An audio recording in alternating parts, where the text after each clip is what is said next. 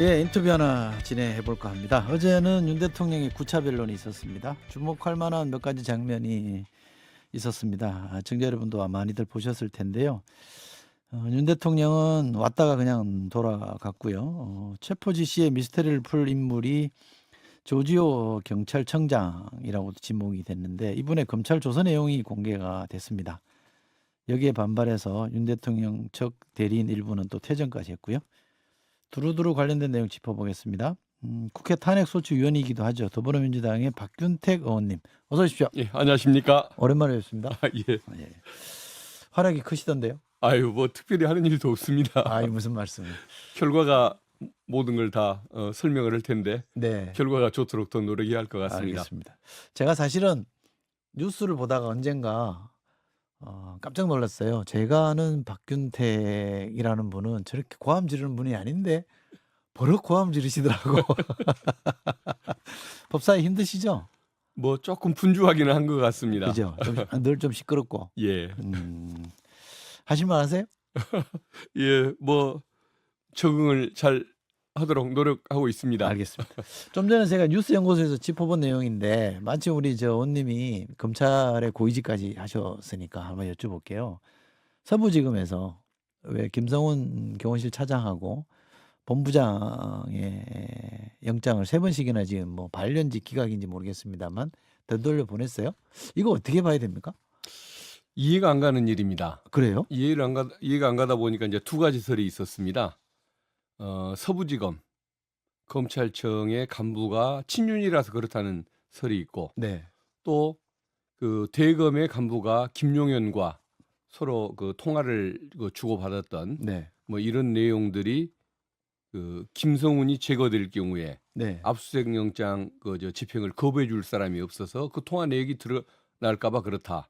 뭐 두 가지 설이 있었는데 처음에는 앞쪽 견해가 좀 더 강하지 않았나 싶었습니다만은 지금쯤이면 대검이 나서서 분명히 의사결정을 할 만도 한데 네. 여전히 그런 결정이 나오는 걸 보면 뒤쪽으로 좀 더 의심을 둘 수밖에 없는 것 같은데 그래도 어쨌든 저는 이해가 가지 않는 그런 내용이고 뭔가 검찰이 적극적으로 해명하든지 해명을 안 하면 뭔가 그 김용현과의 그 뭐 어떤 수사 그 뭐 미래학 같은 그런 오해 이것을 피하기가 어려울 것 같습니다. 검찰을 위해서도 좋지 않은 선택 예. 같은데 그렇죠? 이해를 못 하겠습니다. 그죠? 예. 자, 본론으로 돌아와서 우리 원님 보시기에 지금 이제 탄핵 소추위원이시고 현재 심판이 이루어질 때 주로 가십니까? 예, 그렇습니다. 그 전체적으로 지금 이제 8차까지 했는데 지켜보신 총평이라 그럴까? 대세에는 뭐 지장이 없습니까? 예, 어떻습니까? 그렇습니다. 수많은 거짓말들, 진술 번복, 또 진술 거부 등 국민들을 걱정하게 하는 그런 내용들이 많이 있었지만 그래도 그 진실을 얘기해 주는 그 몇 분의 증인들이 있었고 네. 또 국민들이 직접 영상으로 보고 들은 바가 있기 때문에 파면 결정을 이끌어내는 데는 문제는 없을 거라고 생각을 합니다. 그래서 저는 어떤 그 증거라는 측면보다도 의미가 있는 것은 윤석열 피청구인이 어떤 언행과 뭐 사고와 이런 처신하는 걸 봤을 때 대통령 할 자격이 없는 사람이다라는 것을 직접 그 국민들께서 판단하고 느낄 기회를 드렸다는 것, 그게 큰 의미가 있는 거 아닌가 싶습니다. 현장에서 보시기에 현재 재판관들 질문이나 이런 걸 직접 이제 보셨을 텐데 핵심을 잘 짚고 계시던가요? 예, 그렇습니다. 그러니까 그 수많은 뭐 거짓말에도 불구하고 보충 신문 때 질문하는 걸 보면은 꼭 확인해야 할 것, 핵심이 뭔지를 정확히 파악하고서 묻는다는 걸 느낄 수가 있었습니다. 그 8분이 모두가 다 법관을 한 뭐 25년, 30년 가까이 했던 분들이기 때문에 역시 뭐 정확한 판단력을 가지고 계시는 분들 같다는 생각이 듭니다. 보도나 뭐 전언에 의하면 용산을 비롯해서는 기각될 거라는 기대를 상당히 하고 있다. 일본은 확신을 하고 있다 그러던데요. 아마 망상인 것을 본인들도 알 겁니다. 그래요? 기대와 진실을 헷갈리는 것 아닐까 싶은데 박근혜 대통령의 경우에도 끝까지 본인이 기각될 걸로 믿고 있었다는 거 아닙니까? 그렇게 보고 올라갔다고 하죠. 예. 근데 진실은 거리가 멀게 8대0 아니었었습니까? 이번에도 저는 8대0의 결론이 날 걸로 굳게 믿습니다. 내일이 9차 변론이면 앞으로 향후 일정을 대충 어떻게 가늠하면 될까요? 저는 내일 그 변론이 종결될 걸로 예상을 했었습니다. 네. 그럼에도 불구하고 뭐 안 나오겠다고 했던 뭐 한덕수 네. 또 수차례 나왔던 또 뭐 저 홍장원 네. 뭐 이런 분들을 거의 또 피청군 쪽에서 주장하다 보니까 한기를 그걸 또다시 증인으로 채택해 주는 바람에 한기를 늦추게 생겼는데 네. 그러다 보니까 이제 그 내일이 아닌 다음 주 화요일쯤 25일쯤 변론이 종결될 걸로 그렇게 예상을 하고 그때 종결된다고 한다면 열흘 약간 넘게 그 어떤 그 기일을 정해서 결정문이 선고됐던 그 관행을 생각하면 3월 11일 날 안에는 결정이 날 것 같다. 아주 빠르게 그 지금의 그 어떤 시급성을 재판관들께서 판단한다면 3월 6일도 가능한 거 아니냐 그렇게 예측하고 있습니다. 3월 초 뭐 중순은 안 넘길 것 같다. 예. 3월 최대한 늦춰도 3월 11일은 안 넘길 것 같다고 예측하고 있습니다. 예, 청자 여러분 제가 내일이 이 9차라고 그랬는데 내일은 10차 변론. 예. 제가 틀렸습니다. 죄송합니다. 조 청장 발언이요. 물론 뭐 익히 짐작은 했습니다. 홍장원 차장이 다 뭐 이렇게 그런 언급하는 게 있으니까. 근데 6번이나 전화해서 좀 닥달을 했다. 근데 그래 놓고도 만약에 이게 진실이라면 본인은 그런 일이 없었다. 체포의 채자도 안 꺼냈다. 이렇게 얘기했잖아요. 이게 뭐 어떻게 저희가 지금 받아들여야 될지 좀 난감합니다, 이거. 옛날 같으면 이해를 잘 못했을 거 아닙니까? 네. 바이든 날리면 할 때만 해도 진실이 뭘까? 저는 알았는데요. 예, 이제 알았다고 해도 말 실수를 했는데 그게 예. 국익에 끼치는 영향 때문에 불가피하게 저렇게 거짓말을 하는 거겠지. 이렇게 이해하는 국민들도 계셨을 겁니다. 네. 근데 지금은 입만 열면 거짓말이라는 것을 수없이 보여줬기 때문에 국민들께서 헷갈리고 말 것도 없이 조 청장 주장대로 판단하면 될 것 같습니다. 이 내용이 이 대통령이 6번 전화를 했다는 거고요. 국회의원 다 잡아 체포해라 불법이다 이런 얘기를 했고 여인영 전 방첩사령관이 명단도 불러줬다 이런 얘기인데 윤 대통령 쪽 변호인단의 입장은 이거는 검찰 조서이기 때문에 진술 조서이기 때문에 증거로 채택하면 안 된다 이런 입장이잖아요. 이건 어떻게 보세요? 이것은 형사재판이 아니라 헌법재판입니다. 네. 그리고 헌법재판소법에서 그 어떤 헌법재판의 성질에 반하지 않는 한 형사소송법을 준용한다고 네. 그렇게 규정을 하고 있습니다. 이제 그 형소법 원칙에 따르면 형사 피고인 재판을 할 때에는 당사자가 동의를 하거나 객관적으로 입증된 경우에만 증거로 쓸 수가 있는데 네.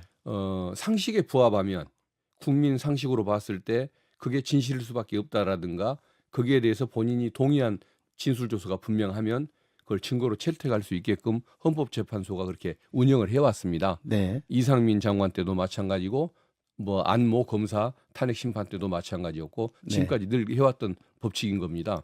근데 그 조 청장의 그 피신 조서는 그 일단 본인이 나와서 인정을 하지는 않았지만 그때 뭐 변호인 참여라든가 특히 영상 녹화로 이게 강력한 그 진실이라는 뒷받침을 분명히 했기 때문에 그런 조서 내용을 본인이 그런 진술을 했다라는 것을 분명히 그 입증할 수 있는 객관적인 자료가 있어서 그걸 증거로 채택했다는 것입니다. 네. 그래서 헌법재판관들이 분명한 판단을 가지고서 했고 지금까지 관례에도 맞고 또 국민 상식에도 부합하는 것이기 때문에 이거를 시비를 거는 것 자체가 이상한 일인 것 같습니다.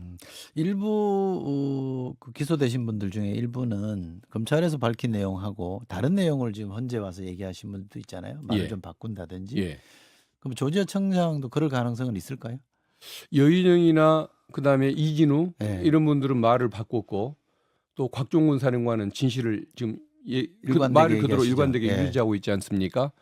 조지호 청장이 어느 길을 걸을지는 솔직히 저도 잘 모르겠습니다. 그렇지만 본인이 그 수십 년 경찰관으로 근무하면서 어느 것이 더 자기에게 유리한 것인지 처벌 형량을 낮추는 데 도움이 되는 것인지는 경험으로 알고 있을 겁니다. 그래서 일관되게 진실을 얘기하는 것이 훨씬 그 판사한테 양형을 받을 때 유리하다는 걸 알기 때문에 저는 말을 안 바꿀 걸로 그렇게 짐작을 하고 있습니다. 알겠습니다.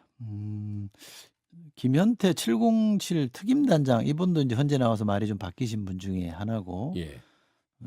국민의힘에서 단독으로 개최한 국방위에 나와서 또 다른 또 비슷한 말씀, 또 입장을 좀 바꾸는 말씀을 또 하셔서 이른바 회유설이 있는데 제가 이렇게 여쭤보겠습니다. 회유하셨습니까? 민주당이?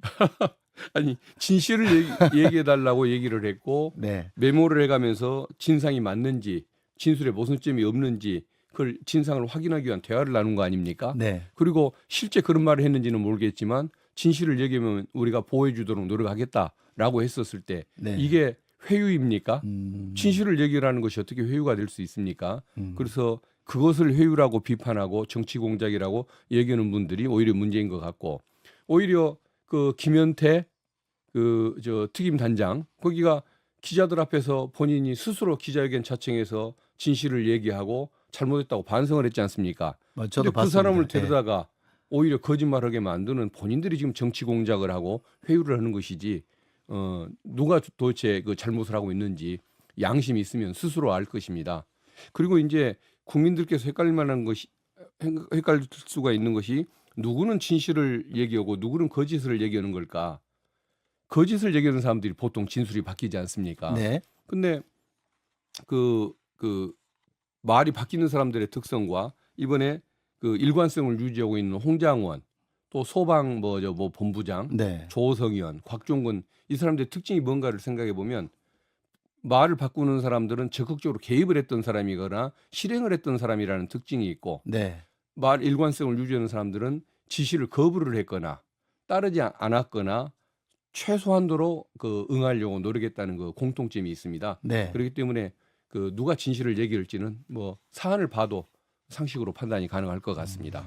그렇게 보니까 좀 명료하게 이해가 되긴 예, 하네요. 그러니까 사실은 말을 바꾸는 사람들은 윤석열 피청구인을 위해서 의리를 발휘하는 것처럼 보이지만, 사실은 자기 형사 사건에서 자기 죄를 줄이려고 말을 번복하는 그런 불량한 사람들이라고 봐야 맞을 것 같습니다. 네. 국회 단전 단수 관련해서도 이제 현직 국회의원이시니까 그때 본회의장에 계셨던 분으로서 보면 좀 약간 섬뜩했을 것 같아요. 예, 이게 정말 그렇습니다. 단전 단수가 돼서 예, 군인들이 밀고 돌아와서 체포해서 어디로 갔다. 그리고 노상원 씨 수첩에 있는 것에 의하면 진짜 무슨 극단적인 상황도 지금 연출이 가능한 거 있잖아요. 예, 좀 무서웠겠어요.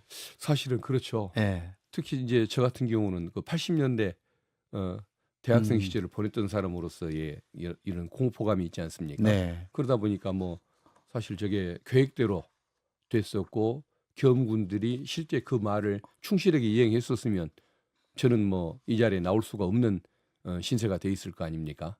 예. 무섭네요. 예. 네, 그 상황을 이렇게 실제로 머릿속에 그려봐도 무서운데 예. 저는 잘 이해가 안 되는 게 요즘 시대에 그런 생각을 한다는 것 자체가 저는 좀 저게 가능했을 거라고 그래서 망상이라고 그러나요? 그러니까 그 망상, 그래서 그런 것이죠. 사실은 그 전두환 씨가 쿠데타를 일으키고 대통령은 됐지만 대통령이 되고 나서는 이런 비상계엄, 친일 쿠데타를 생각을 못했던 거 아닙니까? 수없이 고민을 했을 것이지만 감행을 못했고 그 뭐 60항쟁 때 항복을 했지 않습니까? 그러니까 그 87년도에 그 전두환보다도 훨씬 그 못한 양식, 인식 수준, 이런 걸 가지고 있는 사람이 윤석열이었다는 것인데, 그걸 지금도 감싸고 돌고 옹호를 하고 있는 저 사람들이 좀 정상인 사람들은 아닌 것이죠. 맞습니다.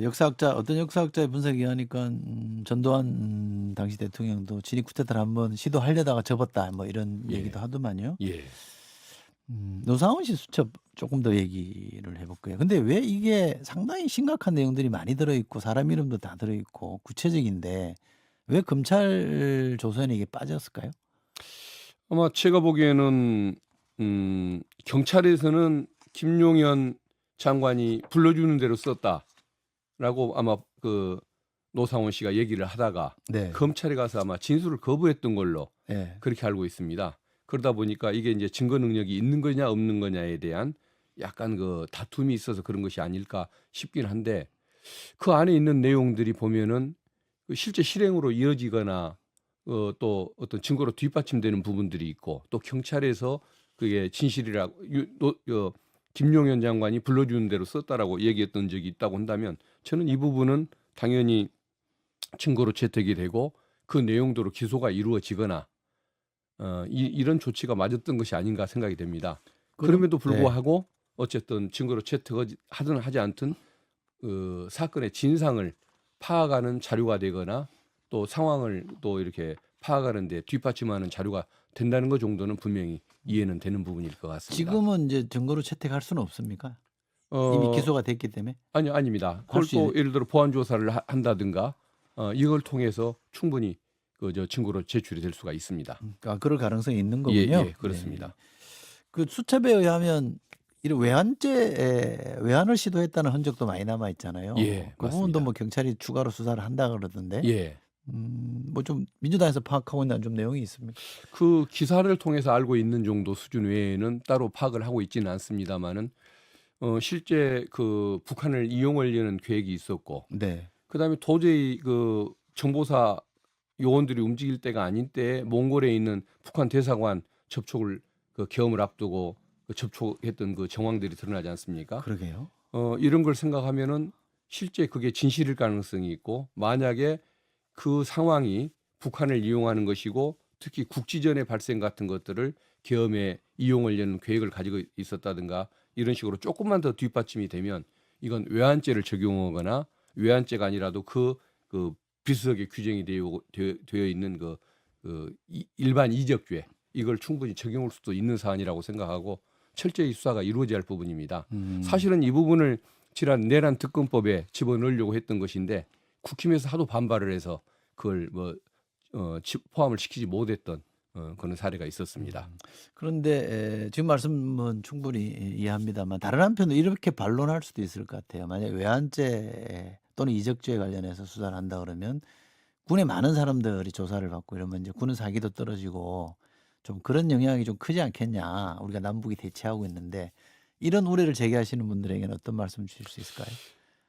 사실은 그 논리를 주장을 하고 국힘이 굳이 반대를 하다 보니까 어쨌든 그 법을 원만하게 입법을 하기 위해서 어쨌든 그걸 철회를 하긴 했었습니다마는 그 주장은 틀린 게 일반 군인들의 정상적인 활동을 수사하겠다는 것이 아니고 북한을 자극해서 일부러 국내 정치에 이용하려고 했던 정치인들과 거기에 일부라도 동조했던 정보사령관이라든가 기무사령관 같은 사람들 이 사람들을 상대로 조사를 하겠다는 것인데 그게 무슨 군의 문제하고 뭔 상관이 있습니까? 마치 몸에 있는 암덩어리를 제거하면 내 몸에 있는 세포가 떨어져 나가니까 아까워서 암 수술을 하지 말라고 주장하는 것과 비슷한 이치인 것 같습니다. 예.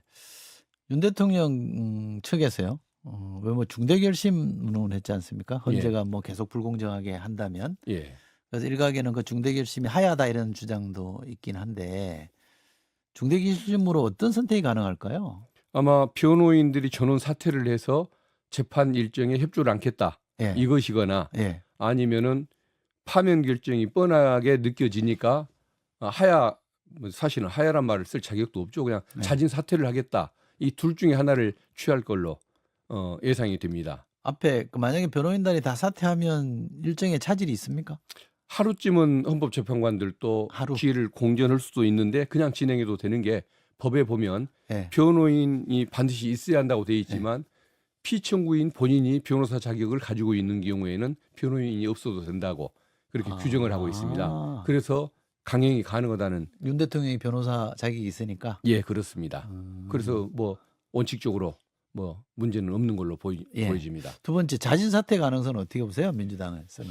아마 정보가 새서 실제 파면 결정이 이루어질 걸로 보여지면 며칠 전에 사퇴를 해서 파면으로 인한 불이익을 안 받으려고 아마 그렇게 할 가능성도 있습니다만은 우리 법에 보면 그 탄핵 소추가 의결될 때는 헌재의 결정이 있을 때까지 직무가 정지된다. 그래서 사표를 안 받아주는 거거든요. 네. 그래서 저는 애초에 그런 문제가 있었으면 혹시나 정치적으로 고민하겠지만 이것은 고민의 가치도 없는 일이다. 파면 결정은 끝까지 선고되게끔 저희들이 국민이 요구할 수밖에 없다. 이 말씀을 드리고 근데 싶습니다. 형식적으로 이렇게 되는 거 아닙니까? 윤 대통령이 사표를 내고 본인이 수리하는 거잖아요. 수리권자도 본인이라 예, 내가 수리했다 이럴 수는 있는 그 거죠. 수리가 유법이기 때문에 효과를 인정할 수 없다. 이렇게 봐야겠죠. 알겠습니다. 예. 하나만 더 여쭤보겠습니다. 검찰 분위기도 좀 많이 아실 것 같아요. 후배들도 많이 있고 하니까 명태균 특검을 지금 민주당이 추진하고 있습니다만 다른 한편으로 검찰 창원에서 수사된 게 지금 중앙지검으로 왔잖아요. 어떻습니까? 수사를 이번에 좀 제대로 하려고 하는 겁니까? 아니면 뭐 대충 시간 끌려고 하는 겁니까? 이릉은 그 의지가 있는 걸로 보여집니다. 그런데 그 의지는 칭찬할 거리가 아니라 비판할 거리인 거죠. 네. 이 의지를 왜 이제야 발휘하느냐. 작년 가을에 중앙지검이나 특별수사단에서 수사를 해야 한다고 그렇게 야당에서 주장을 했는데 무시하고 이제 넉 달 와서 이제 보니 중앙지검에서 해야 할 것 같다라고 얘기를 하면 아무리 의지는 있다고 하지만 넉 달이나 지나버린 이 의지를 얼마나 높게 평가해 줄 것인지 그것은 그렇게 평가할 만한 일은 아닌 것 같습니다. 그리고 의지가 정말 있는지 없는지를 테스트하려면 수사단을 중앙지검에 어떻게 꾸리는지를 보면 알 것 같습니다. 네. 얼마나 능력 있는 사람들을 다수를 거기에 수사팀에 그 보강을 시키느냐. 뭐 대명 정도 넣어놓고 만다고 한다면 의지가 없는 것이고 뭐 열대 명 수준의 검사를 동원해서 제대로 뭐 할 의지를 보여준다면 그 규모로서 판단을 할 수 있을 것 같습니다. 명태균 씨 변호인단의 주장에 의하면 뭐 표현이 그렇긴 합니다만 이 사건의 주임 검사는 검찰총장이다 이런 표현을 하고 또 서울로 가져가 버리면 이 명태균 씨의 변호권, 변호인의 조력권 자체가 좀 제약될 수 있다 이런 우려들도 하던데 그래서 이거는 뭉개려고 하는 거 아니냐라는 예측을 하던데 어떻게 판단해야 됩니까? 아마 그런 주장도 충분히 할 수는 있는데 그래도 뭉개려고 하는 것 같지는 않습니다. 왜 그러냐면 예. 서울에 있는 정치인들이 출석 거부를 하는 것이 뭉개는 데 더 도움이 되지 주소지 가까이로 사건을 이렇게 보낸 상황에서 검찰은 더 이제 그걸 이유로 이송을 했으니까 더 열심히 불러서 조사할 수밖에 없는 것 아니겠습니까? 그래서 검찰이 오히려 뭐 사람을 불러서 조사하겠다는 의지를 꺾을 명분이 없기 때문에 더 열심히 조사를 하려고는 할 겁니다. 근데 지금은 이제 서울지검 중앙지검장이 탄핵돼 있으니까 사실 이런 사건은 검찰총장의 의지가 중요한 거죠. 예, 그렇습니다. 의지가 좀 있어 보입니까?